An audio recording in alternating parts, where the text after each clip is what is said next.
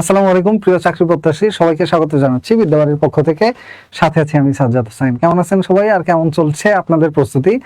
আজকে গুরুত্বপূর্ণ একটা বিষয় নিয়ে আমরা আলোচনা করব, সেটা হলো ব্যাংক জব প্রস্তুতি। ব্যাংক জব প্রস্তুতি নিয়ে আপনাদের প্রচুর পরিমাণে প্রশ্ন আছে যে ব্যাংক জব আসলে কিভাবে প্রস্তুতি নিতে হয়, ব্যাংক জব কেন প্রস্তুতি নেবেন, কিভাবে প্রস্তুতি নেবেন এবং ব্যাংক জবটা আসলে কি, এখানে কি কি সুযোগ সুবিধা আছে, এই সব বিষয়গুলো নিয়ে আমরা আজকে আলোচনা করব। পাশাপাশি ব্যাংক বনাম বিসিএস, অর্থাৎ বিসিএস এ কি সুযোগ সুবিধা, ব্যাংকে কি সুযোগ সুবিধা, বিসিএস এর প্রস্তুতি নিতে কতদিন লাগে, ব্যাংকের প্রস্তুতি নিতে কতদিন লাগে, বিসিএস এর সার্কুলারে পদ সংখ্যা কেমন থাকে এবং ব্যাংক জবের সার্কুলারে পদ সংখ্যা কেমন থাকে, ব্যাংক সংক্রান্ত আপনার যত ধরনের প্রশ্ন আছে, আশা করি আজকের এই ছোট্ট সেশনটা দেখলে এই প্রশ্নগুলো আর থাকবে না, সকল প্রশ্নের উত্তর আপনি একবারে পেয়ে যাবেন। তো চলেন আমরা শুরু করি ব্যাংক জব প্রস্তুতি নিয়ে আজকের এই লাইভ। ব্যাংক জব প্রস্তুতিটা কি, কেন এবং কিভাবে, এই বিষয়গুলো নিয়ে আমরা আজকে কথা বলবো। তো ব্যাংক বনাম বিসিএস বলতে কি আসলে ব্যাংক আর বিসিএস এর যুদ্ধ না, আমি বলতে চাচ্ছি যে ব্যাংকের প্রস্তুতিটা নিলে কেমন সময় লাগে আর বিসিএস এর প্রস্তুতিটা নিলে কেমন সময় লাগে, আবার বিসিএস এর প্রস্তুতি নিতে গেলে এটার ক্ষেত্রে কি কি পড়তে হয় এবং ব্যাংকের প্রস্তুতি নিতে গেলে এটার ক্ষেত্রে কি কি পড়তে হয়, এই সকল বিষয়গুলো নিয়ে আজকে আমরা আলোচনা করব এবং আশা করি ব্যাংকের একেবারে পূর্ণাঙ্গ একটা আইডিয়া পেয়ে যাবেন ব্যাংক জব প্রস্তুতি সম্পর্কে। তো চলেন আর কথা না বেরিয়ে আমরা চলে যাচ্ছি একেবারে সরাসরি মূল আলোচনার মধ্যে। তো প্রথম কথা, ব্যাংক জব প্রস্তুতির কথা যদি বলি, ব্যাংক জব প্রস্তুতি কি, এই তথ্যগুলো যেগুলো আছে, আজকের তথ্যগুলো জানলে অতি সহজেই ব্যাংকের চাকরি পাওয়ার ক্ষেত্রে আপনার একটা ক্ষেত্র প্রস্তুত হবে আজকের লাইভের পরে। দ্বিতীয় কথা, ব্যাংকে বর্তমানে চলমান পদ সংখ্যা সার্কুলার যা চলছে, তাতে চলমান সার্কুলারে পদ সংখ্যা আছে ৭,২৮৫। এই ৭,২৮৫টা পদের প্রস্তুতির বিষয়টা নিয়ে একটা পূর্ণাঙ্গ গাইডলাইন আপনারা পেয়ে যাবেন, পূর্ণাঙ্গ গাইডলাইন। তো চলেন প্রথমেই একটু দেখে নেই যে এই সার্কুলারগুলোতে পদ সংখ্যা কেমন আছে। সালভিত্তিক যেটা ব্যাংকের সার্কুলার হয়, ব্যাংকের সার্কুলারগুলোতে পদ সংখ্যা বর্তমানে কোনটায় কেমন আছে। ২০২২ সাল ভিত্তিক যে সার্কুলারগুলো, এই সার্কুলারগুলোর এখনো পরীক্ষা হয়নি। এইখানে অফিসার ক্যাশ এই পদে ৭৮৭ জন নিয়োগ দেওয়া হবে, অফিসার জেনারেল এই পদে ১৫৯৭ জন নিয়োগ দেওয়া হবে, সিনিয়র অফিসার পদে ৯৭৪ জন নিয়োগ দেওয়া হবে। এইটা হলো ২০২২ সাল ভিত্তিক সার্কুলার। এই সার্কুলারটা হয়েছিল গত বছরে, এটার এখনো পরীক্ষা হয় নাই। তারপরে দ্বিতীয় জিনিসটা হলো ২০২৩ সাল ভিত্তিক, অর্থাৎ এই বছরে যে সার্কুলারগুলো এখনো চলমান, আবেদনের লাস্ট ডেট আছে সিনিয়র অফিসারের ৩০ তারিখ, আর পরের গুলো অফিসার জেনারেল, অফিসার ক্যাশ, এইগুলো আছে আগামী ফেব্রুয়ারি মাসের ১৯ তারিখ এবং ২৫ তারিখ যথাক্রমে। তো ৩০ তারিখ শেষ হচ্ছে সিনিয়র অফিসারের আবেদনের তারিখ। তো এইখানে পদ সংখ্যা আছে সিনিয়র অফিসারে ১৫৫৪টি পদ, অফিসার জেনারেল এইখানে আছে ৯৯৭টা পদ, অফিসার ক্যাশে আছে ১২৬২টা পদ। এছাড়া আরেকটা সার্কুলার ছিল জনতা ব্যাংকের রুরাল ক্রেডিট অফিসার, এটা ২০২২ সাল ভিত্তিক, এইখানে ১১৪টা পদে সার্কুলার চলমান ছিল, ১১৪টা পদে সার্কুলার ছিল। তো টোটাল পদ সংখ্যা দাঁড়ায় সব মিলে ৭,২৮৫টি পদ। এইখানে কিন্তু আপনার যেগুলো বাংলাদেশের সরকারি ব্যাংক আছে, শুধু সরকারি ব্যাংকগুলো সম্পর্কে, সরকারি ব্যাংকের মধ্যে আবার অনেক ব্যাংকের উল্লেখ এখানে নাই, যেমন আমাদের পল্লী সঞ্চয় ব্যাংক, কর্মসংস্থান ব্যাংক, এরপরে আমাদের বৈদেশিক কর্মসংস্থান বা প্রবাসী কল্যাণ ব্যাংক যেটা আছে, এই ধরনের অনেকগুলো ব্যাংক নিয়ে এখানে আলোচনা নেই। এখানে শুধু সরকারি প্রধান যে ব্যাংকগুলো আছে, সোনালী ব্যাংক, রূপালী ব্যাংক, জনতা ব্যাংক, এই ধরনের ব্যাংকগুলো সম্পর্কে। এর বাইরেও বাংলাদেশে যেসব প্রাইভেট ব্যাংক আছে, বিদেশি ব্যাংক আছে, এইসব ব্যাংকের প্রস্তুতিও এইটার মধ্যেই হবে। তো আজকের এই আলোচনাটার মধ্যে মূলত এই ৭,২৮৫টা পদের প্রস্তুতির ক্ষেত্রে কি করবেন, কিভাবে নিবেন প্রস্তুতি, কি কি সুযোগ সুবিধা আছে, আর সব কিছু মিলে আমরা আলোচনা করব। তো এখানে দেখেন অফিসার পদে টোটাল পদ সংখ্যা কত হয়, ৭০০ আর ১২০০, অর্থাৎ ২০০০ প্লাস পদ। অফিসার পদে টোটাল পদ সংখ্যা দাঁড়ায় ২০০০ প্লাস। তারপরে অফিসার জেনারেল পদে এইখানে আছে ১৫৯৭, ওইখানে আছে ৯৯৭, অর্থাৎ এখানে আছে আপনার ২৫০০ প্লাস, ২৬০০ প্লাস পদ আছে এইখানে। এরপরে যদি আমরা বলি সিনিয়র অফিসার পদে আগের নতুন এবার নিয়োগে আছে ইতিহাসের সবচেয়ে বড় সার্কুলার, সিনিয়র অফিসার পদে ১৫৫৪টা পদের সার্কুলার, এবং ১৫৫৪টা পদের সার্কুলার সাথে গত বছরের আছে ৯৭৪টা পদের সার্কুলার, সব মিলে এখানেও আপনার ২৫০০ প্লাস পদ সংখ্যা সিনিয়র অফিসার পদে। তো ২৫, ২৫, ৫০ আর ২, অর্থাৎ ৭,২০০ প্লাস পদ শুধু এইগুলোতেই আছে। অফিসার ক্যাশ ১০ম গ্রেড, অফিসার জেনারেল ১০ম গ্রেড, সিনিয়র অফিসার ৯ম গ্রেড ফার্স্ট ক্লাস। তো এইগুলো নিয়ে আমাদের আজকের আলোচনা, এই পদগুলোর প্রস্তুতি। আর এর বাইরে ২টা পদের সার্কুলার এখন পর্যন্ত হয় নাই, সার্কুলার হওয়া কথাবার্তা চলছে, খুব দ্রুত সার্কুলার আসবে। সেটা হলো বাংলাদেশ ব্যাংকের 2টা পদে সার্কুলার আসন্ন। একটা হলো বাংলাদেশ ব্যাংকের সহকারী পরিচালক পদে 100 বা 200 জনের সম্ভাব্য সার্কুলার আসবে, এবং অফিসার জেনারেল এই পদে 100 বা 200 জন সম্ভাব্য সার্কুলার আসবে। তাহলে টোটাল পদ সংখ্যা দাঁড়াবে 7,500 প্লাস। টোটাল পদ সংখ্যা হবে 7,500 প্লাস। স্যার সিজিপিএ কম হলে ব্যাংকে কোনো ঝামেলা হয় না? ব্যাংকে খুব বেশি ঝামেলা হয় না সিজিপিএ নিয়ে, আপনার প্রস্তুতিটাই এখানে মেইন। তো টোটাল 7,500 পদের এই সার্কুলারটার ক্ষেত্রে সিলেবাসটা কি আছে প্রথমে আমরা চলেন সেইটা দেখি। অনেকদিন পর আপনাকে দেখলাম, অনেক মিস করেছি স্যার আপনাকে। মাহিন আহমেদ, অসংখ্য ধন্যবাদ। আমিও আপনাদেরকে মিস করেছি, আশা করি সবাই ভালো আছেন। তো এই লাইভটা গুরুত্বপূর্ণ লাগতেছে কিনা একটু বলেন, আর আপনাদের কোনো প্রশ্ন থাকলে সেগুলো বলতে পারেন। তো দেখেন এখানে ব্যাংক সিলেবাস সম্পর্কে যদি বলি, ব্যাংক নিয়োগ পরীক্ষায় মান বন্টন প্রিলিমিনারি পরীক্ষা নিয়েই প্রথমে কথাটা বলি। প্রিলিমিনারি পরীক্ষা ব্যাংকে সাধারণত 3টা ধাপে পরীক্ষা হয়। একটা হলো প্রিলিমিনারি পরীক্ষা, একটা হলো লিখিত পরীক্ষা, একটু পরে আমি বিসিএস আর ব্যাংকের মধ্যে পার্থক্যটা দেখাবো, আর একটা হলো ভাইবা পরীক্ষা। অর্থাৎ অন্যান্য ব্যাংকগুলো মানে অন্যান্য চাকরির পরীক্ষা যেরকম হয় ঠিক একই ধাপে, অর্থাৎ 3টা ধাপে পরীক্ষা হয়। একটা হলো প্রিলিমিনারি, একটা হলো লিখিত, আর একটা হলো ভাইবা পরীক্ষা। 3টা ধাপে পরীক্ষাটা হয়। 3টা ধাপের মধ্যে প্রথম ধাপ হলো প্রিলিমিনারি পরীক্ষা। এই প্রিলিমিনারি পরীক্ষায় 100টা প্রশ্ন হয়, নাম্বার থাকে 100, অর্থাৎ 100 নাম্বারের পরীক্ষা হয় প্রিলিমিনারি পরীক্ষা, এবং 100 নাম্বারের জন্য 100টাই প্রশ্ন আসে। তো 100টা প্রশ্নের মধ্যে বাংলায় থাকে 25টা প্রশ্ন, ইংরেজিতে 25টা, গণিতে 20টা, সাধারণ জ্ঞানে 20টা প্রশ্ন, এবং কম্পিউটার ও তথ্য প্রযুক্তি এইখান থেকে 10টা প্রশ্ন। কখনো কখনো ব্যাংকের পরীক্ষায় 100টা প্রশ্ন না হয়ে 80টা প্রশ্নও হয়। আগের দিনে এটা হতো যখন Ahsanullah university of science and technology ওনারা পরীক্ষা নিত, তখন এটা হতো। এর বাইরে আমাদের এইখানে ব্যাংকের পরীক্ষাগুলো নেয় ঢাকা ইউনিভার্সিটির আর্টস ফ্যাকাল্টি, এরা পরীক্ষা নেয়। এছাড়া বিআইবিএম বর্তমানে ব্যাংকের পরীক্ষাগুলো নিচ্ছে, BIBM Bangladesh institute of banking management. তো এরা পরীক্ষাগুলো নেয়। এইগুলো যারা পরীক্ষা নেয় ওই পরীক্ষা নেওয়ার যে কর্তৃপক্ষ ওনাদের উপর ডিপেন্ড করে অনেক সময় এটা পরিবর্তন আসে। তো মোটামুটি এরকম যে বাংলায় 25টা প্রশ্ন, ইংরেজিতে 25টা প্রশ্ন, গণিতে 20টা প্রশ্ন, এবং সাধারণ জ্ঞান অংশে 20টা প্রশ্ন। আর এর বাইরে কম্পিউটার ও তথ্য প্রযুক্তি থেকে 10টা প্রশ্ন আসে, এবং এই কম্পিউটার ও তথ্য প্রযুক্তি অন্য চাকরির পরীক্ষা থেকে একটু ভিন্ন, এবং ব্যাংকেও নেগেটিভ মার্কিং আছে। ব্যাংকের নেগেটিভ মার্কিং 0.25, 0.5 না 0.25 ব্যাংকের নেগেটিভ মার্কিং হলো 0.25। এখানে 100 নম্বরের প্রস্তুতিতে টোটাল 5টা সাবজেক্ট হয়, সাধারণ জ্ঞান একটা অংশ, আর সাধারণ জ্ঞানের একটা অংশ কম্পিউটার, এখানে আলাদা করে প্রস্তুতি। কারণ কি? কারণ সাধারণ জ্ঞান অংশে এখানে যে প্রশ্নগুলো হয় কম্পিউটারের ক্ষেত্রে বিশেষ করে ওই প্রশ্নগুলো একটু প্যাটার্নটা ভিন্ন বিসিএস বা অন্য চাকরির প্রস্তুতি থেকে। তো এটা হলো ব্যাংকের নিয়োগ পরীক্ষার মান বন্টন প্রিলি পরীক্ষার। এরপরে আসেন লিখিত পরীক্ষা। ব্যাংকের যে লিখিত পরীক্ষা, এই লিখিত পরীক্ষা টোটাল 200 নম্বরের পরীক্ষা হয়, 200 নম্বরের প্রশ্ন। এই 200 নম্বরে কি কি আইটেম থাকে চলেন সেটা সম্পর্কে যদি আমরা একটু কথা বলি। ব্যাংকের এখন 3টা সার্কুলার বিদ্যমান, একটা হলো অফিসার জেনারেল, একটা হলো অফিসার ক্যাশ, আর একটা হলো সিনিয়র অফিসার। এই 3টা পদ মিলে সর্বমোট বর্তমানে ব্যাংকের রানিং সার্কুলার আছে যে 3টা, দেখেন একটা হলো অফিসার ক্যাশ পদে 1262টা পদের সার্কুলার, 997 পদে অফিসার জেনারেল পদের সার্কুলার আছে, এবং সিনিয়র অফিসার পদে 1554 পদের সার্কুলার বর্তমানে চলমান আছে। অর্থাৎ টোটাল 1-1-2 আর 1 3000 আর 5-8-2 700, অর্থাৎ প্রায় 4000 পদে এখন বর্তমানে সার্কুলার আছে, অ্যারাউন্ড 4000, 4000-এর আশপাশের পদে এখন সার্কুলার চলমান আছে। এবং লাস্ট ডেট সিনিয়র অফিসার পদেরটা সবার আগে শেষ হবে, এইটার লাস্ট ডেট হলো আগামী 30 তারিখ, অর্থাৎ 30শে জানুয়ারি এটার লাস্ট ডেট। যারা অ্যাপ্লাই করেননি দ্রুত অ্যাপ্লাই করে নিতে পারেন, এখনো এই সার্কুলারগুলো বিদ্যমান। তো আমরা যেটা নিয়ে বলছিলাম ব্যাংকের লিখিত পরীক্ষা, এইখানে মোট হলো 200 মার্কের পরীক্ষা, এবং এই 200 মার্কের যে প্রশ্ন হয় 200 মার্কের মধ্যে কি কি আইটেম থাকে। 1 নম্বরে ফোকাস রাইটিং বাংলা এবং ইংরেজি।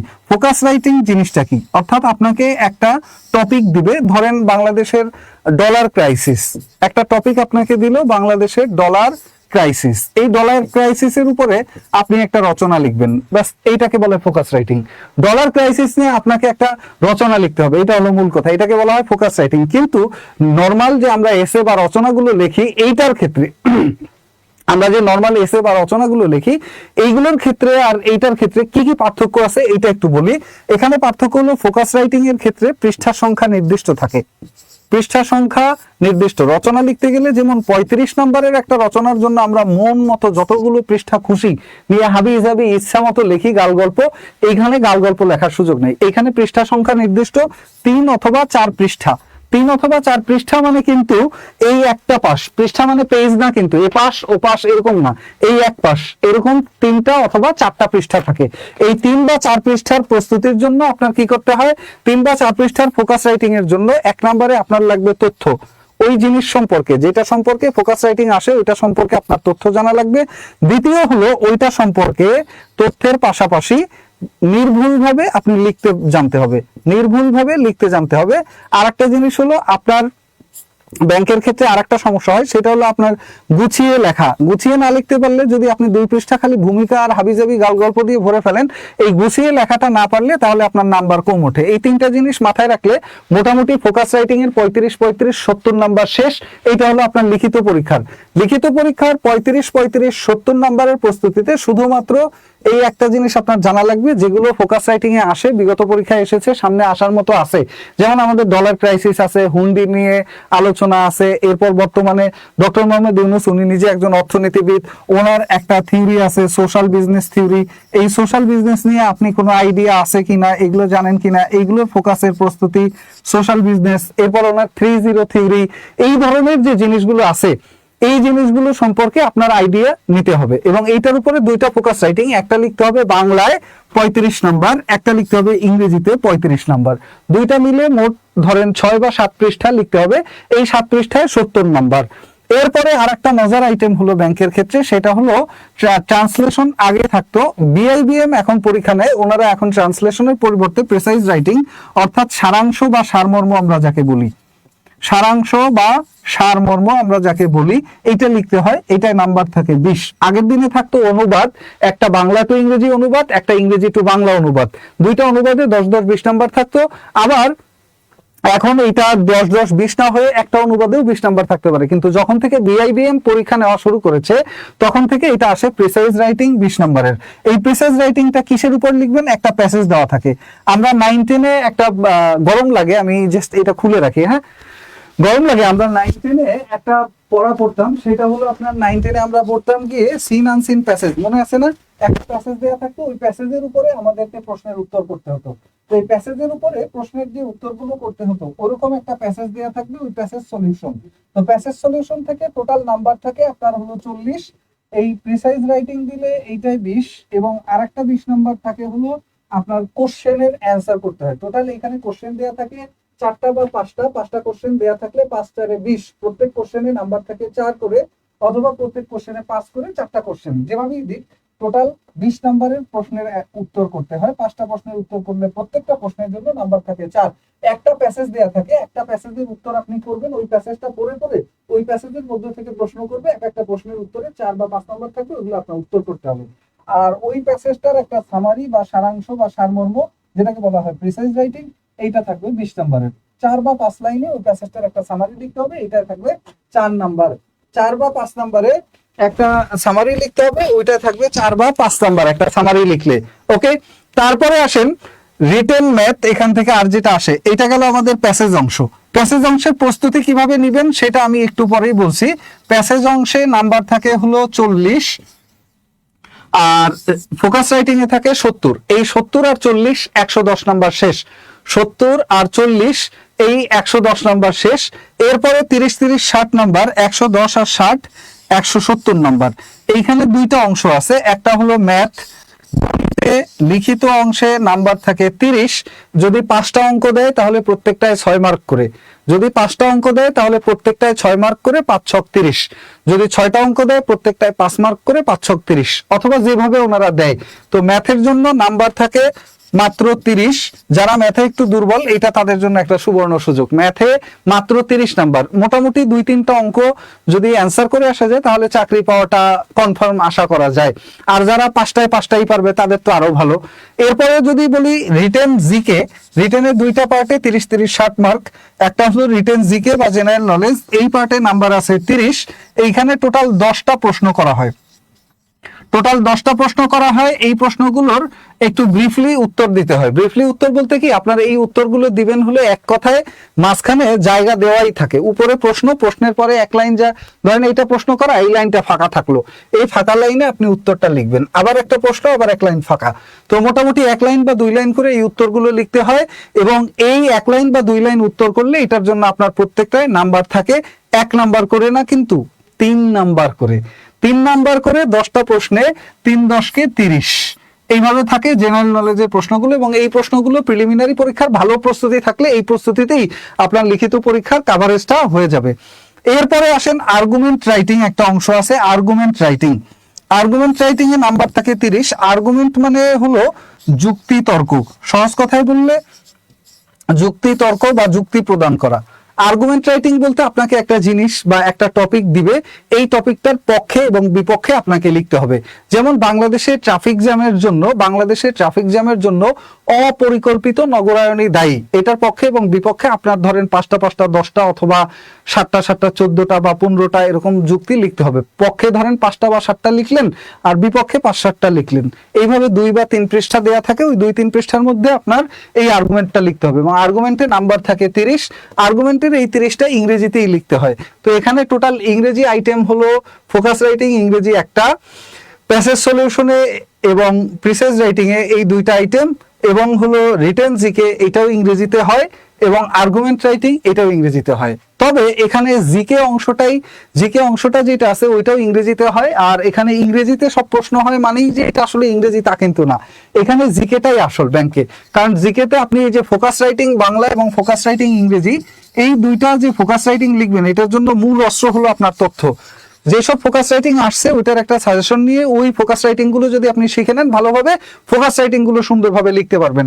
আর এইটার ক্ষেত্রে গ্রামাটিক্যালি নির্ভুল হইতে হবে, এইটা গুরুত্বপূর্ণ। যেমন বানান ভুল হতে পারবে না, সেন্টেন্স মেকিং ভুল হতে পারবে না, টেন্সে ভুল হতে পারবে না, এই জিনিসগুলো মাথায় রাখতে হবে। আর এখানে টোটালি সবকিছুই ইংরেজিতে লিখতে হয়, এক্সেপ্ট একটা জিনিস শুধু ইংরেজিতে লিখতে হয় না, সেইটা হলো ফোকাস রাইটিং বাংলা ফোকাস রাইটিংটা বাংলায় লিখতে হয়। এছাড়া খাতার মধ্যে আর বাকি সবকিছু ইংরেজি। এটা দেখে কেউ ভয় পাবেন না যে খাতার মধ্যে সবকিছু ইংরেজি, স্যার আপনার স্পিকারটা কেটে গেছে, স্যার আপনার স্পিকার কোটের সাথে গেছে। আচ্ছা ঠিক আছে, নিয়ে নিছি আমি, অনেক আগের কমেন্ট এটা। তো মোটামুটি এই হলো লিখিত পরীক্ষা। এখন বলেন লিখিত পরীক্ষাটা কঠিন মনে হয় নাকি সহজ মনে হয়? লিখিত পরীক্ষা কি খুব কঠিন মনে হয় নাকি সহজ? আপনারা একটু ইন্টারেক্টিভ হলে আমার জন্য বুঝতে সুবিধা হবে, আপনারা বুঝতে পেরেছেন কিনা এবং এই জিনিসটা আপনাদের কাছে কঠিন মনে হচ্ছে নাকি সহজ। নেক্সট আসেন, প্রিলিয়ার লিখিত গেল। এখন আসেন ব্যাংকের ভাইবা পরীক্ষা কত নাম্বারের? ব্যাংকের ভাইবা পরীক্ষা হয় 25 নাম্বারের। ব্যাংকের ভাইবা পরীক্ষা হয় 25 নাম্বারের। এই হলো টোটাল 325 নাম্বারের প্রস্তুতি। এই হলো টোটাল 300।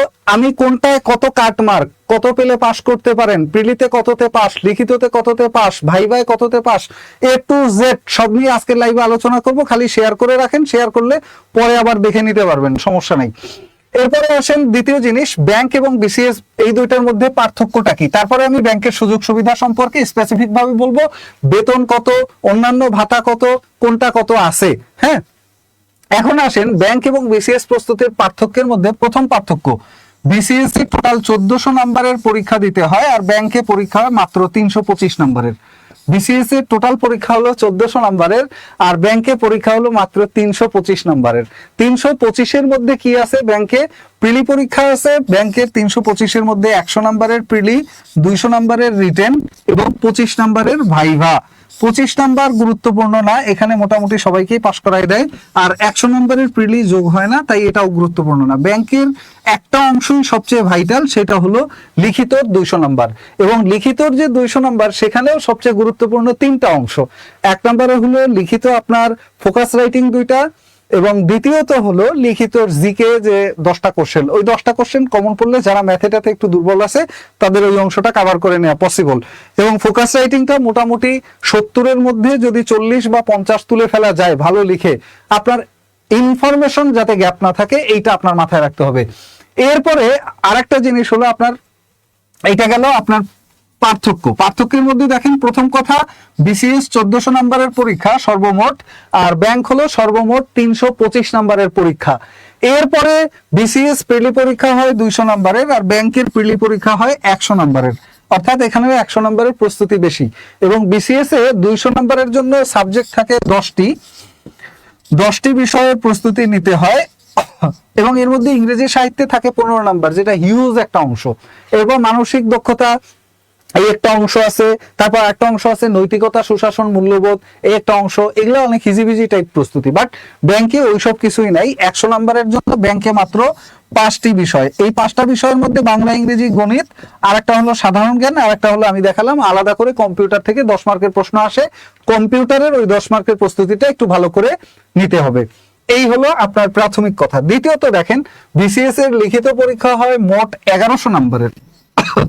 বিসিএস এর লিখিত পরীক্ষা হয় সর্বমোট 1100 নম্বরের, আর ব্যাংকের লিখিত পরীক্ষা হয় টোটালি 200 নম্বরের। ব্যাংকের লিখিত পরীক্ষা হয় টোটালি 200 নম্বরের। এখানে দেখেন কত বড় একটা পার্থক্য। বিসিএস এ জেনারেল ক্যাডারদের জন্য পরীক্ষা হয় 900 নম্বরের, এবং টেকনিক্যাল ক্যাডারদের জন্য নিজের সাবজেক্টের উপরে, আপনি যেই সাবজেক্টে অনার্স মাস্টার্স করেছেন ওই সাবজেক্টের উপরে আপনার পরীক্ষা হবে মাত্র 200 নম্বরের। এই মোট 1100 নম্বরের পরীক্ষা হয় বিসিএস এর ক্ষেত্রে। আর ব্যাংকের ক্ষেত্রে এই পরীক্ষাটা হয় টোটাল 200 নম্বরের লিখিত পরীক্ষা। এখন দেখেন কোনটার প্রস্তুতিতে আপনার তাহলে বেশি সময় লাগবে, এটা আপনি ইজিলি বুঝতে পারেন। নেক্সট আসেন, বিসিএস এর ভাইভা হয় 200 নম্বরের। বিসিএস এর ভাইভা পরীক্ষা এখন থেকে হবে 100 নম্বরের, আগে 200 নম্বরের ছিল, এবং এইটা মোটামুটি 46তম বিসিএস পর্যন্ত 200 নম্বরের ভাইভাই হবে। আর 47 থেকে ভাইবার নাম্বার হবে 100। এরপরে অন্যদিকে ব্যাংকের ভাইবার ক্ষেত্রে নাম্বার থাকে মাত্র 25। তাহলে বিসিএস এর ভাইভায় নাম্বার থাকে 100, আর ব্যাংকের ভাইভায় নাম্বার থাকে 25। তাহলে ভাইবা নিয়েও কোনো টেনশন নাই। ব্যাংকের শুধুমাত্র আপনার 5টা অঙ্ক করা নিয়ে হয়তোবা ঝামেলা হতে পারে। ফোকাস রাইটিং গুলো নিয়ে আমাদের জেনারেল নলেজ অংশটা থেকেই মূলত ফোকাস রাইটিংটা আসে। জেনারেল নলেজে ফোকাস রাইটিং কিভাবে কমন ফেলতে হয়, কতগুলো ফোকাস রাইটিং পড়বেন, এটা নিয়ে একটা সাজেশন ইনশাল্লাহ আগামীকালকে দেওয়ার চেষ্টা করব বিগত পরীক্ষাগুলো থেকে। আর ম্যাথ যেটা কঠিন লাগে, ম্যাথের ক্ষেত্রে আপনার 5টা ম্যাথের জন্য প্রস্তুতি নেবেন। বাছাই করা 10টা বা 12টা অধ্যায় যদি পড়েন, এর মধ্যে থেকে 5টা অঙ্ক কমন পড়বে মাস্ট ইনশাল্লাহ। শুধু একটা জিনিসই ঝামেলা, সেটা হলো আপনার ব্যাংকে লিখিত পরীক্ষায় যে ম্যাথগুলো আসে ওইটা ইংরেজিতে আসে। এটার জন্য একটু ব্যাংকের ম্যাথগুলো ইংরেজিতে প্র্যাকটিস করতে হয়, এইটুকুই পার্থক্য, আর কোনো পার্থক্য নাই। এরপরে আসেন দ্বিতীয় যেটা আমরা কথা বলছি, ব্যাংকের ভাইভা। এই ভাইভা 25, এখানে কাউকে কম বেশি নাম্বার দেয় না। এরপরে সবচেয়ে ভাইটাল যে পার্থক্য, এটা একটু সবাই মনোযোগ দিয়ে শোনেন, খুবই খেয়াল করেন, খুবই মনোযোগ দিয়ে এই বিষয়টা বুঝেন। এটা খুবই ভাইটাল একটা জায়গা। এই জায়গাটাই হলো আসল অংশ, যেটার জন্য আসলে বিসিএস এর থেকেও আমি ব্যাংককে বেশি প্রেফার করব। সেটা হলো বিসিএস এর ক্ষেত্রে কয়েকটা ল্যাকেজ আছে বা কয়েকটা ঘাটতি আছে, এবং বিসিএস এর ক্ষেত্রে প্রচুর পরিমাণে ঝামেলা হয় কিছু বিষয়ের ক্ষেত্রে। সেই বিষয়গুলো নিয়ে আমি কথা বলবো। 1 নম্বর কথাটাই হলো, বিসিএস এর সার্কুলারে উল্লিখিত সকল পদ সব প্রার্থীর জন্য উন্মুক্ত না। বিসিএস এ কিন্তু পদগুলো একটা উন্মুক্ত না। যত পদ আপনারা দেখেন সব পদ কিন্তু আপনার না। যেমন এইবারের বিসিএস এ টোটাল পদ সংখ্যা আছে 3500 প্লাস। তার মানে কি আপনি 3500 প্লাস পদের জন্য প্রস্তুতি নিচ্ছেন? জি না, আপনি প্রস্তুতি নিচ্ছেন 487টা জেনারেল ক্যাডারের পোস্ট আছে, এই 487টা পোস্টের জন্য। 487টা জেনারেল ক্যাডারের পোস্ট আছে, এটার জন্য আপনি প্রস্তুতি নিচ্ছেন।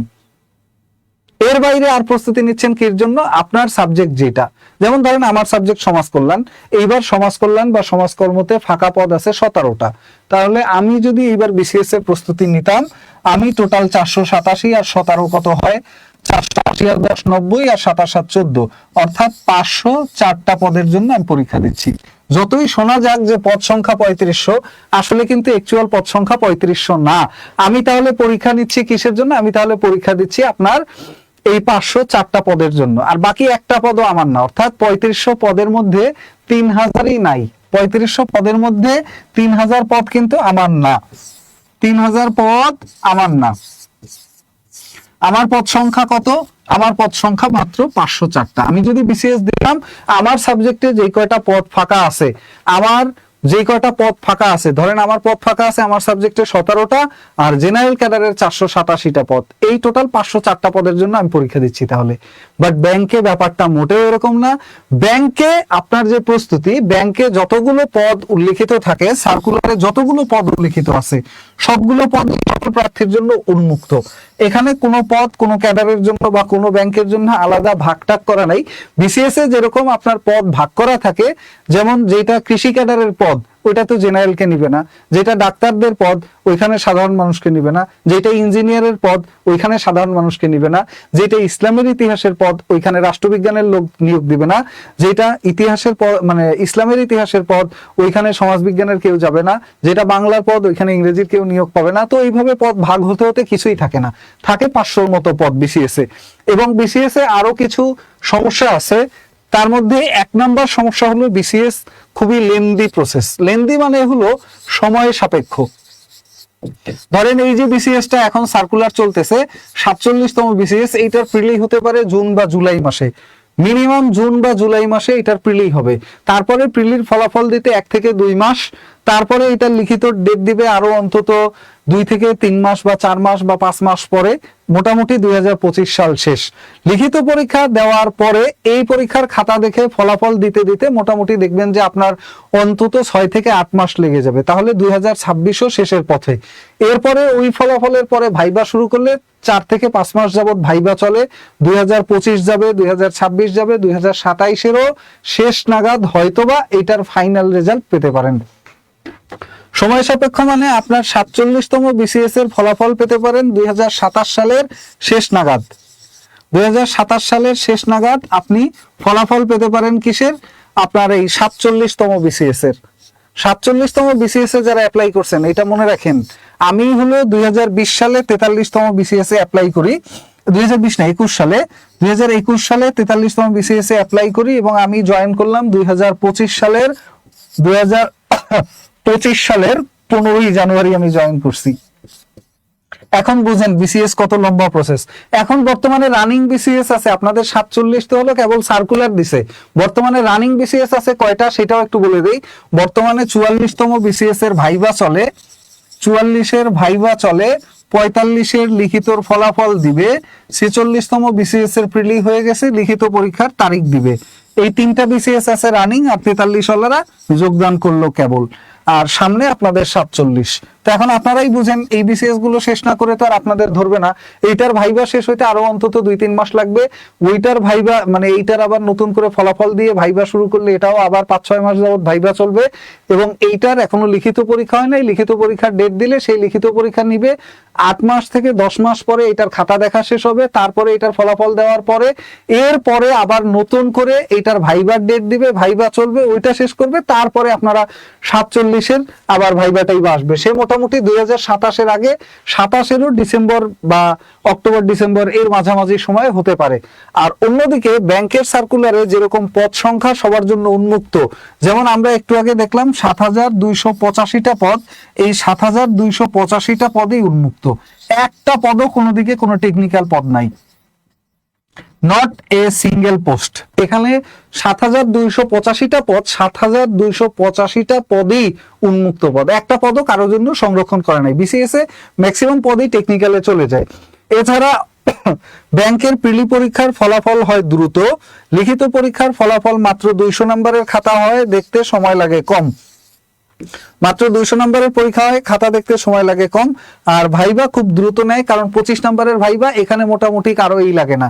এই জন্য আপনারা যারা প্রস্তুতি নিবেন বা দ্রুত একটা চাকরি দরকার, বা মনে হয় যে আমি চাকরির প্রস্তুতি নিলে অল্পের মধ্যে আল্লাহ যেন আমাকে উঠায় বাঁচায়, তাহলে আপনারা মোটামুটি ধরতে পারেন যে আপনার ব্যাংক একটা ভালো অপশন। এবং ব্যাংকের এই পরীক্ষাগুলোর ফলাফল আপনি ধরেন আজকে থেকে সর্বোচ্চ 1 বছর, আজকে থেকে সর্বোচ্চ 1 বছর, 1 বছর মানে কি, 1 বছর মানে হলো 2026 সালের মাঝামাঝি সর্বোচ্চ, এর মধ্যে আপনার পরীক্ষা ফলাফল এগুলো পেয়ে যাবেন। আর 2022 সাল ভিত্তিক পরীক্ষাগুলো সম্ভাব্য তারিখ হলো মোটামুটি বাজেটের সময়।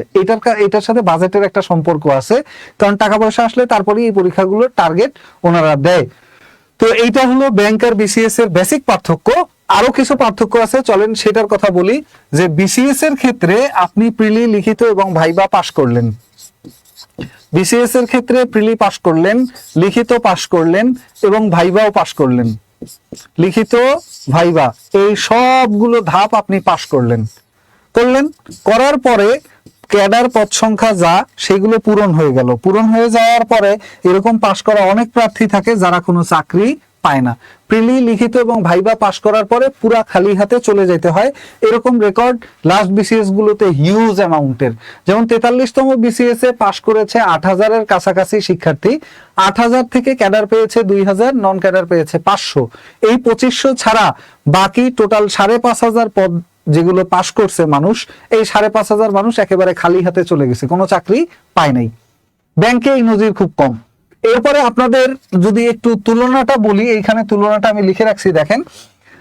আগে নন ক্যাডার ব্যাংকের বিসিএস এর ক্ষেত্রে একটা চাকরি পাওয়ার যে ব্যাপার, এই ব্যাপারের ক্ষেত্রে আগে ছিল বিশাল সংখ্যায় নন ক্যাডার নিয়োগ দিত, কিন্তু এখন নন ক্যাডার নিয়োগটা প্রায় খেয়ে দিছে। আগের যে সোরাব সাহেব ছিল উনি বলতে গেলে এটা নন ক্যাডার সিস্টেমটাই পুরো নষ্ট করে রেখে গেছে। নন ক্যাডারে আগে অ্যামাউন্টটা যদি আপনাদের বলি, 38তম বিসিএস এ নন ক্যাডার থেকে নিয়োগ দেওয়া হয়েছিল 3500 প্লাস, 3,500 প্লাস নন ক্যাডার নবম গ্রেড এবং দশম গ্রেডে নিয়োগ দেওয়া হয়েছিল, প্রথম শ্রেণী এবং দ্বিতীয় শ্রেণী। এবং আমাদের 40তম বিসিএস থেকে নন ক্যাডার নিয়োগ দেওয়া হয়েছিল 4800 প্লাস, প্রায় আপনার 5,000-এর কাছাকাছি নন ক্যাডার নিয়োগ দেওয়া হয়েছিল। অর্থাৎ যারা বিসিএস প্রিলি, লিখিত এবং ভাইভা পাস কিন্তু পদ সংখ্যা না থাকার কারণে ক্যাডার হতে পারে নাই, ওনাদেরকে এই নন ক্যাডার চাকরিগুলো দেওয়া হতো। নন ক্যাডারের মধ্যে ধরেন অনেক লুক্রেটিভ একটা পদ হলো এআরও, অ্যাসিস্ট্যান্ট রেভিনিউ অফিসার।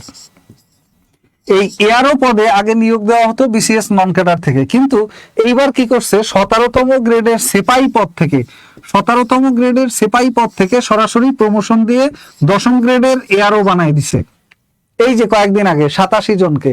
তো তার মানে কি, আপনি এইখানে যে নন ক্যাডারে আশা করবেন তাও এখন খুবই নগণ্য, যেখানে আপনার 4,500, 3,500 এত বড় বড় অ্যামাউন্টের নন ক্যাডার নিয়োগ দিত, সেখানে আপনাদের 47তম বিসিএস এর নন ক্যাডার পদ সংখ্যা আছে 201টা মাত্র। অর্থাৎ এখানে প্রিলি, লিখিত এবং ভাইভা পাস করলেও ক্যাডার যদি আপনি না পান, তাহলে আপনার একটা চাকরি হওয়ার পসিবিলিটি মোটামুটি খুবই কম, খুবই কম, একেবারে নাই বললেই চলে। যদি আপনি ক্যাডার না পান তাহলে নন ক্যাডার পদ পাওয়ার সংখ্যা খুবই কম। আবার এই 201টা পদের মধ্যে অনেক পদ আছে যেগুলো টেকনিক্যাল পদ, সেই টেকনিক্যাল পদ আপনারা পাবেন না। 100-র মতো আছে টেকনিক্যাল পদ, 100-র আশপাশে, ওই পদ আপনারা পাবেন না। তো ফাইনালি জেনারেল পদ থাকবে 100-র মতো উন্মুক্ত। তো সব মিলে আপনি পরীক্ষা দিচ্ছেন 600 বা 700 পদের জন্য। এর মধ্যে আপনি থাকলে সিরিয়ালে আসেন, না থাকলে নাই। এটা হলো বিসিএস। কিন্তু ব্যাংকের ক্ষেত্রে আপনি যদি প্রথম দিকের লিস্টে চাকরি নাও পান, তারপরেও ব্যাংকে সুদীর্ঘ একটা প্যানেল করা থাকে। অর্থাৎ ধরেন অফিসার ক্যাশে কারো চাকরি হলো, পরে সে অফিসার জেনারেলে হয়েছে, এটা ছেড়ে দিয়ে চলে গেছে, চলে যাওয়ার কারণে পিছনের যে চাকরিটা তার পদটা ফাঁকা হলো, এই পদে প্যানেল থেকে নিয়োগ দেওয়া হয় এবং ব্যাংকে সুদীর্ঘ একটা প্যানেল লিস্ট করা থাকে, পুরো বছরব্যাপী ওইখান থেকে নিয়োগ দিতেই থাকে। অর্থাৎ যারা পাশ করা আছে ওনাদের তালিকা করা থাকে। কি লিখছেন প্লিজ বলুন। নীলা ইসলাম রাকিব, স্যার আমি বিসিএস কি বিএসএস করেছি, কমেন্ট করে গেল। বিএসএস করেছি, আমার অনার্স রেজাল্ট হচ্ছে সেকেন্ড ক্লাস। হ্যাঁ, ব্যাংকে অ্যাপ্লাই করা যাবে, সেকেন্ড ক্লাসে সমস্যা নেই, ব্যাংকে অ্যাপ্লাই করা যাবে। আচ্ছা, ব্যাংক লিখিতের জন্য কোন বইগুলো পড়তে হবে আমি বলবো, শেষের দিকে আছে ভাই। আপনারা এত যদি হয়ে যান, কি বলে, এক্সাইটেড হয়ে যান বা এখনই সব বলতে পারেন, আমি একবারে সব বলবো, কারণ আমি তো সিরিয়াল বাই বলতেছি।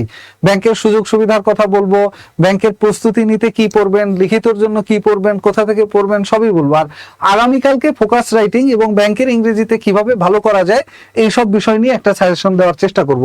তো এখন আসেন, এই গেল আমাদের তুলনা। এখন আসেন ব্যাংকের ক্ষেত্রে আরো কিছু পার্থক্য আছে। সেটা হলো বিসিএস এ সারা বছর বসে প্রস্তুতি নিয়ে, একটা প্রস্তুতি নিলে 1 বছর বসে একটাই পরীক্ষা দিতে পারবেন, একটা বিসিএস দিতে পারবেন। প্রস্তুতিতে 1 বছরের প্রস্তুতিতে একবারই পরীক্ষা দিতে পারবেন। যদি পাস করেন পাস, ফেল করলে ফেল, তাহলে আবার আগামী বছরের জন্য রেডি হতে হবে। এটা হলো বিসিএস, 1 বছরে একবারই পরীক্ষা দেওয়ার সুযোগ, পাস করলে পাস, ফেল করলে ফেল। কিন্তু ব্যাংকের ক্ষেত্রে 1 বছর বসে প্রস্তুতি নিলে কমপক্ষে মোট 5 বার পরীক্ষা দিতে পারবেন। কমপক্ষে মোট 5 বার পরীক্ষা দিতে পারবেন। 1 নম্বরে সিনিয়র অফিসার পদের পরীক্ষা, 2 নম্বরে অফিসার জেনারেল পদের পরীক্ষা, 3 নম্বরে অফিসার ক্যাশ পদের পরীক্ষা, বাংলাদেশ ব্যাংকের সহকারী পরিচালক পদের পরীক্ষা, অফিসার জেনারেল বাংলাদেশ ব্যাংক, এই টোটাল 5টা পদের পরীক্ষা দিতে পারবেন। এর বাইরে জনতা ব্যাংকের রুরাল ক্রেডিট অফিসার, এটার পরীক্ষা আলাদা হয়। আরসি বা রুরাল ক্রেডিট অফিসার জনতা ব্যাংক, এটার একটা পরীক্ষা দিতে পারবেন ওই একই প্রস্তুতিতে। এর বাইরে এই প্রস্তুতিতেই বাংলাদেশের যতগুলো ব্যাংক আছে, সরকারি বেসরকারি প্রাইভেট ব্যাংক, সব ব্যাংকের পরীক্ষা, এই প্রাইভেট ব্যাংকগুলোর পরীক্ষাও একই প্রস্তুতিতে হয়ে যাবে। বর্তমানে গ্রামীণ ব্যাংকের একটা সার্কুলার আছে, এরপরে একটা সার্কুলার আছে আমাদের কোথার, এরপর একটা সার্কুলার আছে আমাদের এই যে পল্লী সঞ্চয় ব্যাংকে আলাদা করে সার্কুলার হয়, সরকারি ব্যাংকের মধ্যে এরকম আছে। আর এর বাইরে বেসরকারি ব্যাংকের ক্ষেত্রে বাংলাদেশে তো আল আরাফা ব্যাংক, ইসলামী ব্যাংক, এরপরে কি ব্যাংক আছে বেসরকারি, অনেক ব্যাংকের আছে যেগুলো আলাদা সার্কুলার হয়। দ্যাটস ওয়াই আপনি সবকিছু মিলিয়ে একটা প্রস্তুতিতে অন্তত 8 থেকে 10টা পরীক্ষা দিতে পারবেন। বিসিএস এ একটা প্রস্তুতিতে এক পরীক্ষা, আর ব্যাংকের ক্ষেত্রে একটা প্রস্তুতি নেবেন, একটা প্রস্তুতিতে আপনার অন্তত 8 থেকে 10টা পরীক্ষা দিতে পারবেন এক প্রস্তুতিতে। মিনিমাম 5টা পরীক্ষা তো সরকারি ব্যাংকেই দিতে পারবেন, তারপরে অন্যান্য পরীক্ষা তো থাকছেই। দ্যাটস ওয়াই আপনি এত এনার্জি কিভাবে পান? আচ্ছা, আমার এনার্জির কথা কি বলবো, খালি জাস্ট একটা কথাই বলে, আজকে আমি 250 কিলোমিটার বাইক রাইড করে ঢাকায় আসছি বিকেল 4টায়, সেই থেকে ক্লাস নেওয়া শুরু করছি, এখনো চলতেছে। এটা সবকিছুই আসলে আপনাদের ভালোবাসা। আমি মোটামুটি পটুয়াখালী থেকে বাইক চালায় ঢাকায় চলে আসছি, আসার পরে যে বিদ্যাবাড়িতে উঠছি, উঠেই ক্লাসে দাঁড়াইছি, এখন পর্যন্ত চলতেছে। এটা পুরোটাই আপনাদের ভালোবাসা। যাই হোক, এই ভালোবাসাটা আরেকটু বাড়াই দেন, এই লাইভটা যাতে মানুষ দেখতে পারে, উপকৃত হয়, ওনারাও এই তথ্যগুলো জানে। এই তথ্যগুলো যদি আপনার কাছে উপকারী মনে হয়, আপনি শেয়ারও করতে পারেন, বা আপনার বন্ধু বান্ধব আত্মীয় স্বজন যারা আছে চাকরির প্রস্তুতি নিচ্ছে, ওনাদেরকে মেনশন করে দেন, তাহলে ওনারা এই লাইভটা সম্পর্কে জানুক। এটাই আমার প্রাপ্তি। এখন আসেন ব্যাংকের ক্ষেত্রে নবম গ্রেডে অফিসার পদে, যেটা সবচেয়ে বড় এবার পদ সংখ্যা, অর্থাৎ 1554টা পদে সিনিয়র অফিসারের সার্কুলার চলছে, এবং আবেদনের লাস্ট তারিখ আগামী 30 জানুয়ারি। এর মধ্যে আবেদনটা করে নেবেন। আজকে মোটামুটি 27 তারিখ যাচ্ছে, 28, 29, 30, মাত্র 3 দিন হাতে আছে। 3 দিনের মধ্যেই আপনার এই অ্যাপ্লাইটা করতে হবে, 3 দিনের মধ্যে ডেট শেষ। তো এখানে দেখেন সিনিয়র অফিসার নবম গ্রেডে এই পদের সুযোগ সুবিধা নিয়ে একটু কথা বলি। ব্যাংকে একটা প্রমোশন পাওয়া যায় মোটামুটি প্লাস মাইনাস 5 বছর, 5 বছরের কম বা বেশি, এবং ব্যাংকে যারাই জয়েন করে সিনিয়র অফিসার পদে মোটামুটি আশা করা যায় সবাই এজিএম হতে পারবে।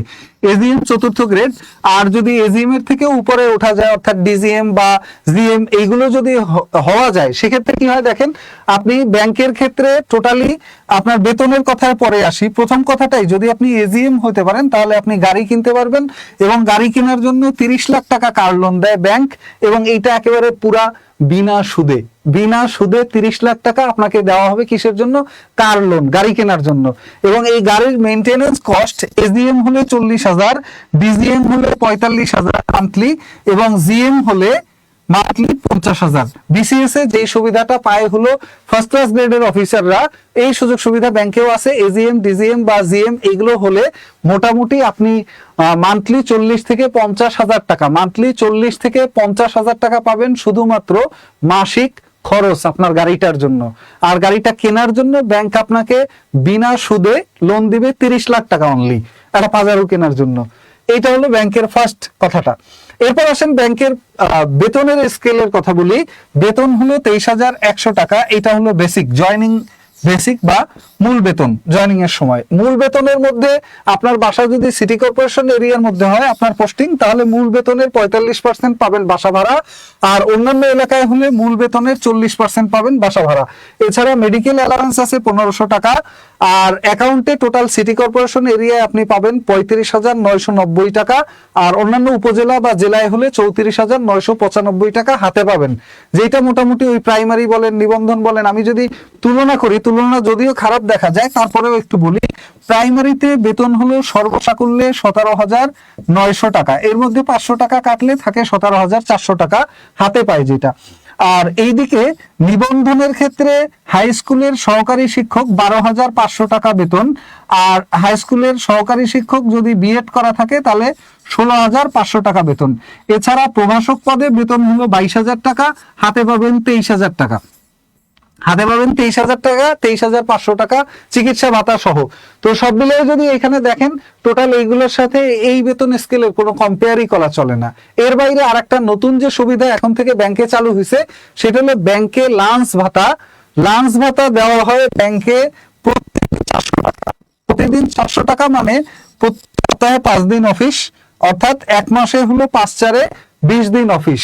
20 দিন অফিস মানে 400 × 20 ইকুয়াল টু 8,000 টাকা আপনি লাঞ্চ হিসেবে পাবেন। এই বেতনের বাইরে কিন্তু, এটা বেতনের মধ্যে না, কিন্তু বেতন হলো 34,900 টাকার মতো, অর্থাৎ ধরেন 35,000।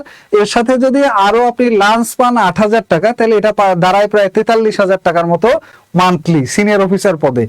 আর অফিসার পদেও সংখ্যাটা কম না, অফিসার পদেও সংখ্যাটা অনেক হিউজ। তারপরে সবকিছু মিলে টোটাল অ্যামাউন্টটা আপনার 40,000-এর কাছাকাছি যায় সিনিয়র অফিসার পদে জয়েন করলে। লাঞ্চ ভাতা এখন 8,000 টাকা মান্থলি। এছাড়া বার্ষিক যে ইনসেনটিভটা কি, আপনার বছর শেষে ব্যাংকের যা লাভ লস হয়, লাভই বলা যায়, এই লাভের একটা অংশ 3-4 গুণ আপনাকে, বেসিকের 3 থেকে 4 গুণ আপনাকে ইনসেনটিভ বা এই আকারে প্রণোদনা আকারে দেওয়া হয়। তো ইনসেনটিভের অ্যামাউন্টটাও কম না, মোটামুটি যদি আপনার বেসিকের 3 গুণও হয় তাহলে 69,300 টাকা, অর্থাৎ পার মান্থ। ওইখান থেকে আপনি ভাগে এভারেজে যদি বেতনের মধ্যে ধরি তাহলে বেতনের সাথে আরো 5.5 থেকে 6,000 টাকা যোগ হবে। 5.5 থেকে আরো 6,000 মানে 47 থেকে 48 থেকে 50,000 টাকার মতো মান্থলি আপনার পরে ব্যাংকের ক্ষেত্রে।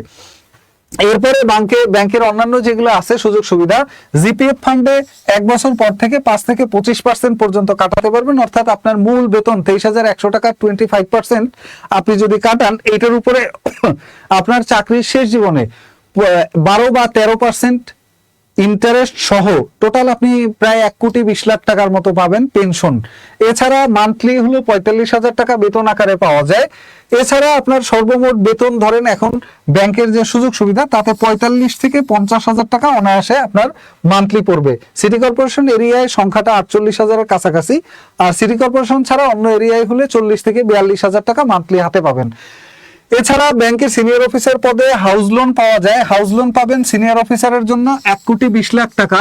এইটা হলো 4% ইন্টারেস্টে, এবং এটা সরল সুদ, কমপ্লেক্স না কিন্তু। 4% ইন্টারেস্টে 1,20,00,000 টাকা পাবেন হাউস লোন ব্যাংকে জয়েন করলে। এটা 5 বছর চাকরির বয়স পূরণ হলে তখন আপনি 1,20,00,000 টাকা 4% ইন্টারেস্টে হাউস লোন পাবেন। এর বাইরে আপনি 5 লাখ টাকা পাবেন বাইক লোন, এটাও 4% ইন্টারেস্টে। এবং চাকরির 5 বছর পরে কার লোনেরও ব্যবস্থা আছে, 2-1টা ব্যাংকে আছে, 2-1টা ব্যাংকে নেই।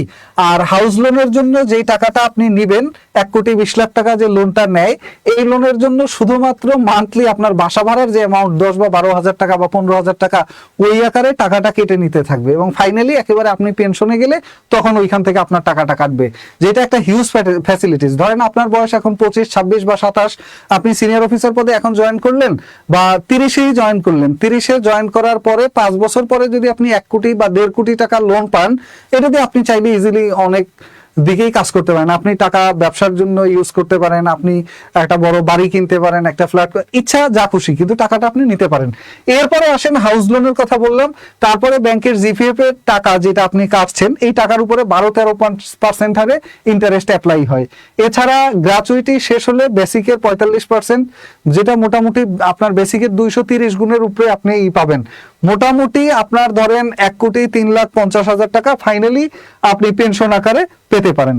তো ব্যাংক জবের বুলেট কম্বাইন্ড লাইফ ব্যাচ প্রিলি এবং লিখিত দুইটা মিলে 4,050 টাকা, এটা ভর্তি চলছে। এখন আসেন নবম গ্রেডের চাকরির শেষ মাসে যে পেনশনটা পাবেন, পেনশনের ক্ষেত্রে আপনি পার মান্থ 45,000 টাকা করে পাবেন আপনার চাকরি শেষ হয়ে গেলেও, 45,000 টাকা করে পাবেন চাকরি শেষ হলে তারপরেও। এবং আপনি যদি মারা যান তাহলে আপনার স্ত্রী আমৃত্যু পাবে। আপনি যদি মারা যানও তাহলে আপনার স্ত্রীও এই পেনশনের টাকাটা পাইতেই থাকবে monthly.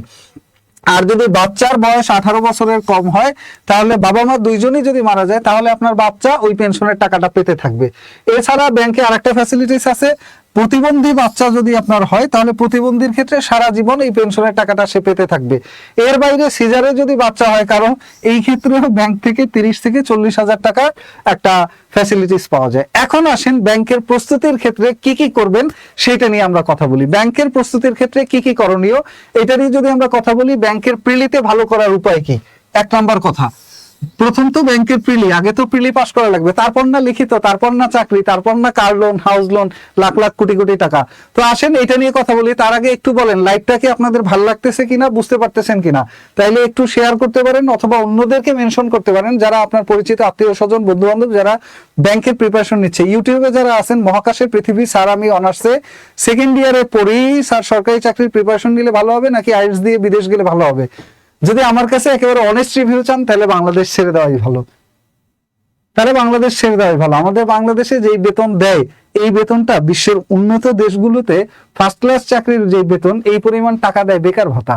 Sweden, Switzerland, Norway, Finland এইসব দেশে এই পরিমাণ টাকা বেকার ভাতা দেয়।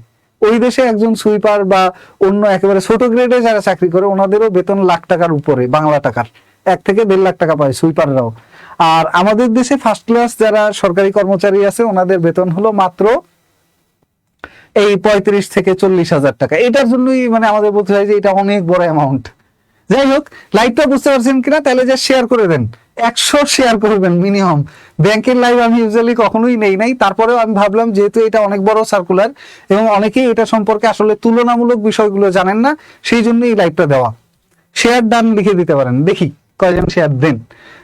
না দিলে সমস্যা না দিলে যে আমি বলবো না তা না, আমি আমার মতো করে বলে যাচ্ছি, এটা আপনাদের ইচ্ছা। আসেন নেক্সট যেটা নিয়ে আমরা কথা বলছিলাম, ব্যাংকের প্রিলিতে ভালো করতে গেলে প্রথম কথাটাই হলো বিগত সালের প্রশ্ন ব্যাংক। বিগত সালের প্রশ্ন ব্যাংকের মধ্যে কি কি পড়বেন এইটা বলি। যদি 5 দিন হয়, আমি না থাকলে স্ত্রী কতদিন পেনশন পাবে, স্ত্রী আমৃত্যু, যতদিন আপনার বউ না মরবে ততদিন পেনশনের টাকা পাবে। ওকে, এরপরে আসেন বিগত সালের প্রশ্ন ব্যাংক থেকে মিনিমাম 45 থেকে 50টা প্রশ্ন কমন পাওয়ার সুযোগ আছে। সেই ক্ষেত্রে একটা কথা মাথায় রাখবেন, সেটা হলো আপনার বিগত 10 বছরের প্রিলিমিনারি প্রশ্ন সমাধান করে ফেলবেন। বিগত 10 বছরের কি কি, অফিসার জেনারেল, যেটা officer general, officer cash, senior officer, এই 3টা পদ বাংলাদেশ ব্যাংকের সহকারী পরিচালক এবং বাংলাদেশ ব্যাংকের অফিসার জেনারেল, এই 5টা পদের বিগত 10 বছরের যত প্রশ্ন আছে সব যদি ভালোভাবে সমাধান করেন 45 থেকে 50টা প্রশ্ন এইখানেই কমন পেয়ে যাবেন। 45 থেকে 50টা প্রশ্ন এইখানেই কমন পাবেন যদি বিগত প্রশ্ন ব্যাংক সমাধান ভালোভাবে করে যান। এবং এই ধরনের কমন প্রশ্ন মিস করলে প্রিলিতে পাস করার সুযোগ কমে আসে, তাহলে প্রিলিতে পাস করার সুযোগ খুব কম থাকবে। এরপরে দ্বিতীয় জিনিস আসেন, ব্যাংকের প্রিলিতে ভালো করতে গেলে বিগত 5 থেকে 7 বছরের মিনিমাম প্রশ্ন অ্যানালাইসিস করতে হবে। এইটা খুবই গুরুত্বপূর্ণ, ভাইটাল একটা জায়গা। প্রিলি পাস করতে হলে কত নম্বরে পাস, কতজনকে পাস করায়, এইটা নিয়েও কথা বলবো শেষে। যদি একটু ধৈর্য ধরে আপনারা শেষ পর্যন্ত থাকেন তাহলে আমি ওইটা নিয়েও শেষমেশ কথা বলবো। একটু আমাকে সময় দিবেন, একেবারে সিরিয়াল বাই পুরো ব্যাংকের A to Z, আর কোনো কিছু আপনার কারো কাছেই জানতে হবে না। এরপরে লিখিত ভালো করার উপায় বা ফোকাস রাইটিং অন্যান্য বিষয়ে কি করবেন সেটা নিয়ে আগামীকালকে ইনশাল্লাহ আবারও একটা সাজেশন দেওয়ার চেষ্টা করব। তো দেখেন, বিগত 5-7 বছরের প্রশ্ন অ্যানালাইসিস করবেন। অ্যানালাইসিস বলতে কি, কোন কোন টপিক থেকে ব্যাংকে বেশি প্রশ্ন আসে, টপিকগুলোর নাম লিখে নেবেন এবং এই টপিকগুলোর উপরে আপনি নিজে নোট বানাবেন যে কোন কোন টপিক দিয়ে ওনারা খেলাধুলা দিয়ে প্রশ্ন করে, ওনারা পুরস্কার দিয়ে প্রশ্ন করে, ওনারা আন্তর্জাতিক বিষয়গুলি দিয়ে প্রশ্ন করে। ব্যাংকের ক্ষেত্রে বাংলা আর ইংরেজি খুব বেশি পার্থক্য হয় না, তবে সাহিত্যে কোনো খুব বেশি জোর দেয় না ব্যাংকের ক্ষেত্রে।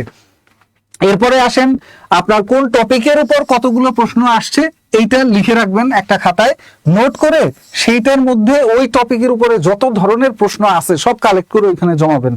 এর বাইরে এইটা থেকে আপনার স্ট্রং জোন যেটা, স্ট্রং জোন খুঁজে বের করবেন এবং উইক জোন যেটা সেটা খুঁজে বের করবেন। কারণ আমরা কি জানি, আমরা ভয় পাই কেন, ভয় পাই হলে স্যার হেভি ভয় লাগে, ব্যাংকের প্রস্তুতি অনেক কঠিন। কেন কঠিন সেটা বলতে পারবেন না, অনেক কঠিন, কিন্তু কেন কঠিন সেটা বলতে পারেন সেটা জানি না স্যার।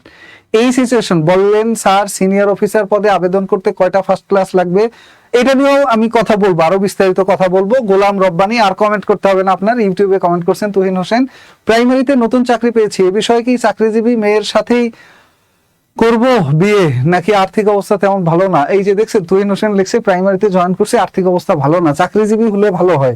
2জন চাকরিজীবী হলে আয় বাণিজ্য একটু ভালো হয়, তবে শরীয়তের ভিত্তিতে একলা চাকরি করাই ভালো, পরিশ্রম করে আরো 2-4টা আয়ের উৎস বের করতে পারলে খারাপ হয় না।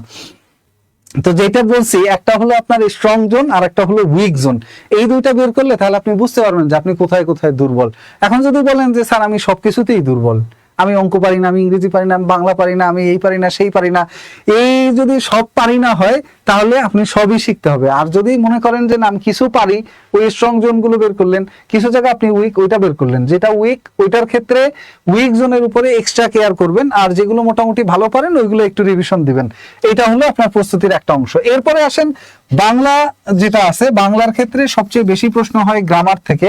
25-এর মধ্যে মোটামুটি 13-14টা প্রশ্ন হয় গ্রামার থেকে, আর সাহিত্য থেকে 10-12টা প্রশ্ন হয়। তো মোটামুটি 50-50 বলা যায়, তবে গ্রামার অংশটাই বেশি ফোকাস করে। এই জন্য বাংলা নবম দশম শ্রেণীর যে ব্যাকরণ বই আছে, অথবা বাজারে যে বইগুলো কিনতে পাওয়া যায় সেই বইগুলো, এর মধ্যে অগ্রদূত আছে, MP3 বাংলা বই আছে, যে কোনো একটা বই কিনে নিলে ওই বই থেকে আপনি লিখতে পারবেন। এছাড়া আনকমন যে কবির টপিক, এরকম টপিক খুব কমই আসে। যদি একেবারে আনকমন প্রশ্ন 2-4টা বাদ দেন, তাও অন্তত 18 থেকে 20টা প্রশ্ন মাস্ট কমন পাবেন। 18 থেকে 20টা প্রশ্ন মাস্ট কমন পাবেন।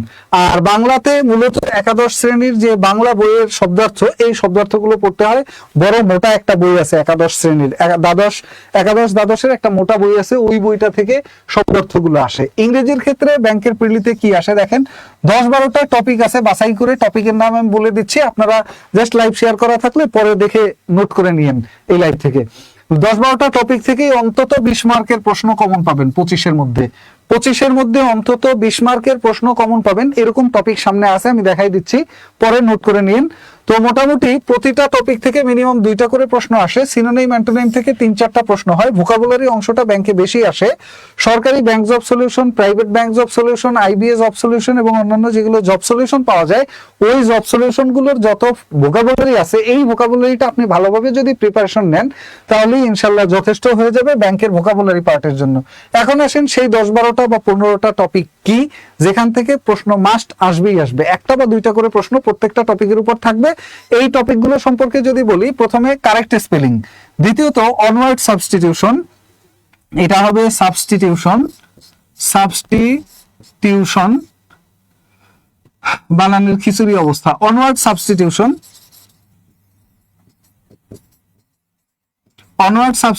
অর্থাৎ এক কথায় প্রকাশ ইংরেজিতে। তারপরে আছে আপনার synonym antonym, voice, narration, idiom and phrase. এরপরে আছে proverb, analogy, find out the sentence error, মানে পিন পয়েন্ট এরর যেটাকে বলি, প্রিফিক্স, সাফিক্স, এরপর প্রিপোজিশন, এরপরে আছে ডিগ্রি, এরপরে আছে জেন্ডার, এরপরে আছে নাম্বার, এরপরে টাইপস অফ ফ্রেজ, কোনটা কোন ধরনের phrase, noun phrase, verb phrase, adverb phrase, ফ্রেজের যে প্রকারভেদ আছে, এই প্রকারভেদ সম্পর্কে পরীক্ষায় প্রশ্ন আসে। তাহলে আসে আমাদের phrase, number, gender, degree, preposition, suffix, prefix, এরপরে পিন পয়েন্ট এরর বা সেন্টেন্সের মধ্যে যদি ভুল থাকে, কোনটা ভুল বা কোনটা সঠিক এটা খুঁজে বের করতে হয়। অ্যানালজির প্রশ্ন থাকে, প্রভার্বসের উপরে প্রশ্ন থাকে, ইডিয়ম ফ্রেজের উপরে প্রশ্ন থাকে, ন্যারেশনের উপর প্রশ্ন থাকে, ভয়েস চেঞ্জের উপর প্রশ্ন থাকে, সিনোনিম অ্যান্টোনিম প্রশ্ন থাকে, ওয়ানওয়ার্ড সাবস্টিটিউশন প্রশ্ন থাকে, কারেক্ট স্পেলিং এর উপরে প্রশ্ন থাকে। এর মধ্যে মোটামুটি কোন আইটেমগুলো শুধু ভোকাবুলারি বা মুখস্থ আইটেম, যেখানে বোঝাবুঝির কিছু নাই, 1 নম্বরে কারেক্ট স্পেলিং, 2 নম্বরে ওয়ানওয়ার্ড সাবস্টিটিউশন, 3 নম্বরে সিনোনিম অ্যান্টোনিম, 4 নম্বরে সিনোনিম অ্যান্টোনিম, 3-4-এ। এরপরে আছে ইডিয়ম ফ্রেজ, এগুলো কিছু বোঝার নাই, খালি মুখস্থ করলেই হয়। এরপরে আছে প্রভার্বস, এরপরে আছে অ্যানালজি, অ্যানালজিটা যদি একটু বোঝার মতো আছে, তারপরেও ভালো প্র্যাকটিস করলে এখানে ভালো করা যায়। এছাড়া নাম্বার, জেন্ডার, এগুলো মুখস্থ করার মতো জিনিস। তো এইগুলো আইটেম 1টা, 2টা, 3টা, 4টা, 5টা, 6টা, 7টা, 8টা, এই 8টা আইটেম হলো মুখস্থ আইটেম। 8টা আইটেম থেকে অন্তত 10-12টা প্রশ্ন পাবেন। যারা একেবারে ব্যাংকে ভয়ঙ্কর দুর্বল, তারাও ইংরেজিতে পাশ করে যাবেন এই আইটেম কয়টা পড়লে। এইটা হয় স্ক্রিনশট নিয়ে রাখেন, অথবা এই অংশটা শেয়ার দেওয়া থাকলে লাইভ, পরে আপনি এখান থেকে নোট নিয়ে নিয়েন, এই টপিকগুলো ধরে ধরে পড়বেন ব্যাংকের প্রস্তুতির জন্য। এরপরে ব্যাংকে ম্যাথের ক্ষেত্রে 5-6টা প্রশ্ন রিপিট হয়, এবং যেই প্রশ্নগুলো রিপিট হয়, ব্যাংক ম্যাথের 5-6টা প্রশ্ন, এর মধ্যে টপিক মাস্ট রিপিট হবে। ব্যাংকে তো আর নতুন করে ম্যাথ বানাই দিতে পারবে না, হ্যাঁ, 5-6টা প্রশ্ন রিপিট হয়। তো রিপিটের ক্ষেত্রে আপনি ম্যাথের 12-13টা প্রশ্ন করা যাবে ইজিলি, রিপিট প্রশ্ন 12-13টা কমন পাবেন। 25টার মধ্যে 12-13টা প্রশ্ন ইজিলি কমন পাবেন যদি আপনি ব্যাংকের বিগত জব সলিউশন যেটা আছে, IBA জব সলিউশন বা private bank job solution, government bank job solution, এই জব সলিউশন গুলো ধরে ধরে ম্যাথগুলো করে ফেলেন। এরপরে আপনার প্রস্তুতির ক্ষেত্রে 12-13টা ম্যাথ যদি কমন পান হুবহু একেবারে রেজাল্ট সহ, তাহলে আপনি ইজিলি প্রিলিতে পাস করে যাবেন ম্যাথের অংশে। আর জিকের ক্ষেত্রে সাম্প্রতিক যেগুলো আছে আর বিগত প্রশ্ন আছে, এই দুইটা জিনিস মিশিয়ে আসে। এর পাশাপাশি জিকের বেসিক অংশগুলো ভালোভাবে বুঝতে হবে। জিকের টোটাল 3টা পার্ট ধরতে পারেন, একটা হলো সাম্প্রতিক অংশ, একটা হলো বিগত অংশ, আর একটা হলো জিকের বেসিক। যেমন কোন দেশ কোথায় অবস্থিত, কোন দেশের রাজধানীর নাম কি, কোন দেশের মুদ্রার নাম কি, কোন দেশের ভাষার নাম কি, এই ধরনের প্রশ্নগুলোকে বলা হয় বেসিক প্রশ্ন। এই প্রশ্নগুলো ভালোভাবে পড়তে হবে। আর এর বাইরে সাম্প্রতিক ঘটনা প্রবাহ, এটা নিয়ে আমরা একটা ফাইনাল সাজেশন দেওয়ার চেষ্টা করব। আর বিগত প্রশ্নগুলো যদি ভালোভাবে পড়েন, ওর মধ্যে থেকে অনেক প্রশ্ন পাবেন। ওকে, এরপরে যেটা নিয়ে আমরা কথা বলবো সেটা হলো ব্যাংকের প্রিলিতে ভালো করার জন্য কম্পিউটারের বিগত প্রশ্ন যেগুলো আছে, বিগত প্রশ্নগুলো আগে ভালোভাবে পড়বেন, পাশাপাশি বাজারের যে কোনো একটা বই পড়বেন, তাহলে এখানে কম্পিউটার অংশ থেকে অন্তত 6, 7 বা 8 নাম্বার তোলা ইজিলি যাবে। আর এখন বিজ্ঞান থেকেও 2-3টা প্রশ্ন আসে, জেনারেল নলেজের মধ্যে বিজ্ঞানের প্রশ্ন, খেলাধুলার প্রশ্ন, এইগুলো একটু নজর দিতে হবে। প্রচুর পরিমাণে এক্সাম দিতে হবে, ব্যাংকে পাস করতে হলে প্রচুর পরিমাণে এক্সাম দিতে হবে, এর বিকল্প কিছুই নাই। এটা অনলাইনেও দিতে পারেন বা অফলাইনেও দিতে পারেন। ছোট গ্রেডের চাকরির যে পরীক্ষাগুলো আছে, এই পরীক্ষাগুলো ভালো করে দিলে মোটামুটি ভালো করতে পারবেন। আসল কথা হলো আপনি আইবিএ, এছাড়া government bank solution, private bank solution ইত্যাদি জব সলিউশন গুলো পড়ে এগুলো থেকে প্রচুর পরিমাণে প্রশ্ন কমন পাবেন। আইবিএ যেটা জব সলিউশন আছে, গভর্নমেন্ট ব্যাংকের জব সলিউশন আছে, এরপরে হলো আপনার বিআইবিএম জব সলিউশন আছে, এরপর ঢাকা ইউনিভার্সিটির সোশ্যাল ওয়েলফেয়ারের জব সলিউশন আছে। এই জব সলিউশন গুলো ধরে ধরে আপনি প্রস্তুতিটা নিতে পারেন। আর ফাইনালি এখানে দেখেন ব্যাংকে লিখিত পরীক্ষা ভালো করার উপায় কি। 1 নম্বরে ফোকাস রাইটিং বাংলা এবং ইংরেজি, এই দুইটা ফোকাস রাইটিং এর 70 নম্বরে ভালো করতে আপনি ফোকাস রাইটিং এ মূলত একটা টপিককে কেন্দ্র করে যেহেতু লিখতে হয়, ফোকাস কতগুলো আগে একটা সাজেশন বানাতে হবে কি কি ফোকাস রাইটিং আসে আর কি কি ভাবে আসতে পারে সামনের পরীক্ষায়, এইটা নিয়ে তারপর পড়া শুরু করবেন। ট্রান্সলেশনের ক্ষেত্রে বাংলা বা ইংলিশ আর অথবা প্যাসেজ সলিউশন, এইগুলোর জন্য আপনি প্রতিদিন একটা ইংরেজি পত্রিকা পড়তে হবে, এটার কোনো বিকল্প নাই। তবে এটা না পড়লে যে আদৌ চাকরি পাবেন না, ব্যাপারটা মোটেও এরকম না, কিন্তু এটা পড়লে আপনার প্রস্তুতিটা সর্বোচ্চ লেভেলের স্ট্রং প্রস্তুতি হবে। এর বাইরে রিটেন ম্যাথের জন্য যখন আপনি প্রিলিতে গণিতের সমাধান শিখবেন, তখন শর্টকাটের পাশাপাশি অবশ্যই প্রত্যেকটা ম্যাথ ব্যাখ্যা সহ করা শিখতে হবে। শর্টকাটও শিখতে হবে, ব্যাখ্যা সহ করা শিখতে হবে, এবং এগুলো ইংরেজিতে করবেন। ওকে, তারপরে দেখেন রিটেন জিকে অংশ যেটা আছে, এইটার জন্য আলাদা কিছু পড়া লাগবে না। এটা জাস্ট প্রিলির সময় প্রিলির প্রস্তুতিটা একটু ইলাবোরেটলি নিলে তাহলে আপনি ইজিলি পারবেন। এবং এখানে 10টা প্রশ্ন 3 10 30 নাম্বার থাকে, ওইটা প্রিলির মধ্যেই আছে। জাস্ট প্রিলিতে অপশন থাকে, এমসিকিউ আকারে উত্তর করতে হয়, আর লিখিততে ওইটাই মুখস্থ লিখতে হয়, এইটুকুই পার্থক্য। আর মুখস্থ মানে হামরি মুখস্থ না, 1 লাইন। এরপরে আর্গুমেন্ট বা প্রিসাইজ রাইটিং, এইটার ক্ষেত্রে ফ্রি হ্যান্ড রাইটিং এর স্কিলই যথেষ্ট। আর্গুমেন্ট লিখতে গেলে বা ফ্রি হ্যান্ড রাইটিং লিখতে গেলে জাস্ট গ্রামাটিক্যাল এরর না হয়, এইটুকু ব্যাপার মাথায় রাখবেন। এবং আর্গুমেন্টটা একটু তথ্য সমৃদ্ধ হতে হয়। এই সকল তথ্যের মূল ভান্ডার হলো জেনারেল নলেজ। এই অংশটা ভালোভাবে পড়লে মোটামুটি সব তথ্য ভালোভাবে কমন পড়বে। ব্যাংকের প্রিলিতে টিকতে 100-র মধ্যে 55 থেকে 60% নাম্বার পেলে যথেষ্ট। এর মধ্যে মাঝে মধ্যে কখনো কখনো 60-এর উপরে উঠে যায় পাস মার্ক, তবে 65-র উপরে কোনোদিনই ওঠে নাই ইতিহাসে, 65-র নিচেই থাকে, 62, 63, 64 এরকম উঠে। আবার কখনো কখনো পদ সংখ্যা বেশি হলে তখন 50, 55, 60 এই নাম্বারই প্রিলি টেকা যায়। এটা ডিপেন্ড করে মূলত কতগুলো পদ ফাঁকা আছে সেটার উপরে। মোটামুটি ধরা যায় 8 থেকে 10 গুণ প্রার্থীকে পাশ করানো হবে। অর্থাৎ ধরেন সিনিয়র অফিসার পদে পদ সংখ্যা আছে 1554, এটার সাথে ইনটু যদি আমরা 10 গুণ দেই, তাহলে এইখানে প্রিলি পাশ করবে 15,540 জন। এতজনকে ওনারা প্রিলি পাস করাবে। এতজনের মধ্যে নাম্বার যা থাকে সিরিয়ালে, প্রথম 15,000 জন যারা থাকবে লিস্টে, প্রিলিতে ওনারাই পাস করবে। এইটা হলো কথা। আবার ইসের পদেও ওরকমই 8 থেকে 10 গুণ প্রার্থীকে প্রিলি পাস করানো হয়। লিখিতর ক্ষেত্রে লিখিত পরীক্ষায় পাস করানো হয় 200 নাম্বারের মধ্যে 120-30 পেলে মোটামুটি কনফার্ম চাকরি আশা করতে পারেন। 120 প্লাস পেলেই চাকরি কনফার্ম। আর নিচের দিকে মোটামুটি 105-এও এর আগে চাকরি হয়েছে, 105, 10। আমি আমার বউ চাকরি করে কৃষি ব্যাংকে, ওইটার সময় একটু খোঁজ খবর নিয়েছিলাম যে লিখিত পরীক্ষায় কেমন নাম্বার উঠে। আমি নিজেও একসময় ব্যাংকে কয়েকদিন চাকরি করেছিলাম, তো আমি এগুলোর নাম্বার সম্পর্কে যতটুকু জানি 105 থেকে 10 যথেষ্ট। আর 120-30 হলে আর কোনো কথাই নেই, তাহলে কনফার্ম পছন্দের ফার্স্ট ব্যাংকই পেয়ে যাবেন।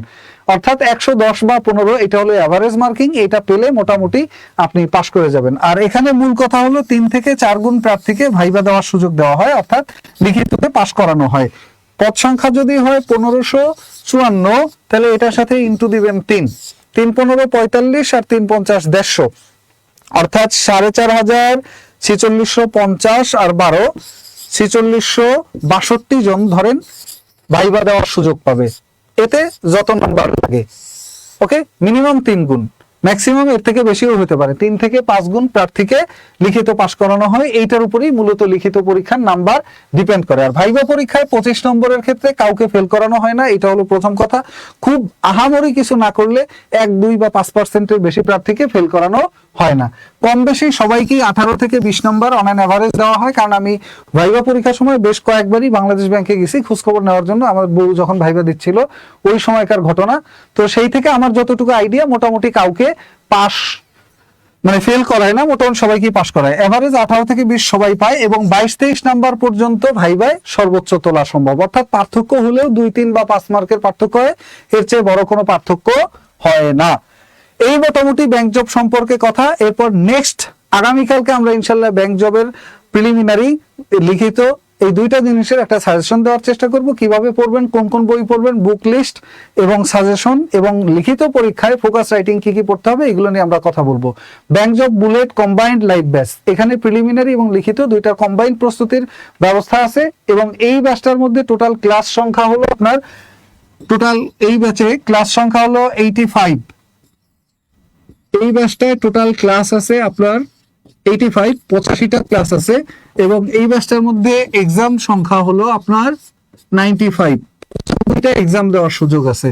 95টা এক্সাম সাথে 85টা ক্লাস এবং লেকচার শিটের পিডিএফ এটার সাথে, এবং লেকচার শিটের পিডিএফ এটার সাথে। তো এই জিনিসটা একসাথে কম্বাইন্ড ব্যাচ মানে হলো প্রিলি প্লাস লিখিত দুইটা প্রস্তুতি একই সাথে আপনার হবে। প্রিলি প্লাস রিটেন দুইটা প্রস্তুতি আপনি একবারে নিতে পারবেন, প্রিলি প্লাস রিটেন দুইটা প্রস্তুতি একবারে নিতে পারবেন আমাদের এই কম্বাইন্ড ব্যাচে। তো আমাদের ব্যাংকের যে ইংরেজিতে ম্যাথ করতে হয়, এখানে ম্যাথগুলো সব ইংরেজিতে, জেনারেল নলেজটা ইংরেজিতে পড়তে হয়, এখানে জেনারেল নলেজ সব ইংরেজিতে। এখানে মোটামুটি আপনার প্রস্তুতির যা লাগে 16 কলা ইনশাল্লাহ আমাদের এখানে আপনার পূরণ হবে। বাকি আমাদের যে শিক্ষক মন্ডলী, এই শিক্ষক মন্ডলী যারা আমরা আছি, আমাদের বাইরেও কিন্তু আরেকটা প্যানেল রয়েছে আমাদের ব্যাংকের ক্লাসগুলো নেওয়ার জন্য। বাংলাদেশ ব্যাংকের সহকারী পরিচালক, বাংলাদেশ ব্যাংকের অফিসার এবং অন্যান্য যারা ব্যাংকে চাকরি করেন এরকম ব্যাংকাররাও আমাদের এখানে রয়েছেন যারা এই ক্লাসগুলো নেবেন। এছাড়া ব্যাংক প্রস্তুতি সম্পর্কে অন্য যে কোনো তথ্য বা অন্য যে কোনো চাকরি সম্পর্কে যে কোনো তথ্যের জন্য 096-444-33300 এই নাম্বারগুলোতে আপনারা যোগাযোগ করতে পারেন। দিনরাত 24 ঘন্টা যে কোনো সময় সম্পূর্ণ ফ্রি।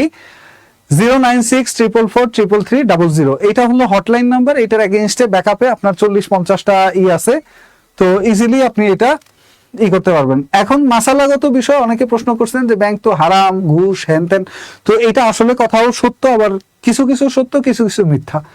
তো এইটার ব্যাপারে আমি কিছুই বলবো, আমি শুধু বলবো যাদের আগ্রহ আছে আজকের লাইভটা ব্যাংকে তাদের জন্য সেরা একটা দিক নির্দেশনা হবে। ব্যাংকের যত যা আপনার জানার প্রয়োজন সব এই লাইভটার মধ্যে আছে, জাস্ট শেয়ার করে রেখে দিলে পরে নিজেও দেখতে পারলেন, অন্যরা আপনার টাইম লাইন থেকে দেখে নিতে পারবে। অথবা এখানে আপনার পরিচিত আত্মীয় স্বজন বন্ধু বান্ধব যারা আছে মেনশন করলে ওনারাও জানতে পারবে এই লাইভটা সম্পর্কে। আর লাইভটা কেমন লাগলো অবশ্যই জানান। আর সরকারি সব চাকরিতেই বেতনের সাথে আপনার ওই যে এমনিতে অংশ কিছু মিশে যায়, সেই কথা বাদ, ওইদিকে আমি যাব না। ওটা আপনাদের ডিসিশন যে আপনি কি করবেন। আপনি বেকার থেকে তারপরে মানুষের দরজায় দরজায় ঘুরবেন নাকি চাকরি নিয়ে ঘুরবেন, এটা আপনার ডিসিশন। আমি শুধু জাস্ট বলবো যারা ব্যাংকের চাকরির প্রস্তুতি নিতে চান আজকের লাইভটা তাদের জন্য 100% একটা complete solution.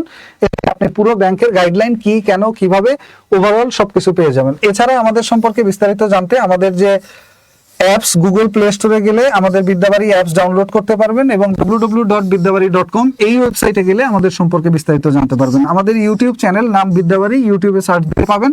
Facebook page Bidyabari, এখানে আমাদের সম্পর্কে বিস্তারিত জানতে পারবেন। ধন্যবাদ সাথে থাকার জন্য। কেমন লাগলো আজকের লাইভ অবশ্যই কমেন্টে জানাবেন যে কেমন লাগলো আজকের লাইভটা।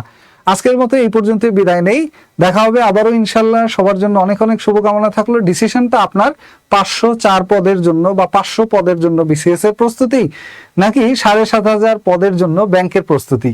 1 বছরে ব্যাংকের চাকরি, নাকি আগামী 2, 3, 4 বছর পরে এসে একটা বিসিএস এর চাকরি। ইভেন 2, 3, 4 বছর পরে এসে প্রিলি লিখিত এবং ভাইবা পাস করলেও বিসিএস এ আপনি টোটাল চাকরি না পেয়ে খালি হাতেও যাইতে হতে পারে। এটা অলরেডি হয়েছে। গত বিসিএস এ প্রায় 4 থেকে 4,500 প্রার্থী খালি হাতে গেছে, কিছুই পায় নাই। 4,500 প্লাস প্রার্থী গেছে খালি হাতে, তারা কোনো ক্যাডার নন ক্যাডার কোনো পদ পায় নাই, কিন্তু প্রিলি, লিখিত এবং ভাইবা তিনটাই পাস করছে। দ্যাটস ওয়াই ডিসিশন আপনার, যে আপনি কোনটার প্রস্তুতি নেবেন, কিভাবে নেবেন, এটার সম্পর্কে একটা সাজেশন, পূর্ণাঙ্গ গাইডলাইন আগামীকালকে ইনশাল্লাহ দেওয়ার চেষ্টা করবো। আজকে ছিল চাকরির প্রস্তুতিটা কি, কেন এবং কিভাবে। কেমন লাগলো অবশ্যই জানাবেন। ভালো থাকবেন সবাই, দেখা হবে আবারও। সেই পর্যন্ত অনেক শুভকামনা। আল্লাহ হাফেজ।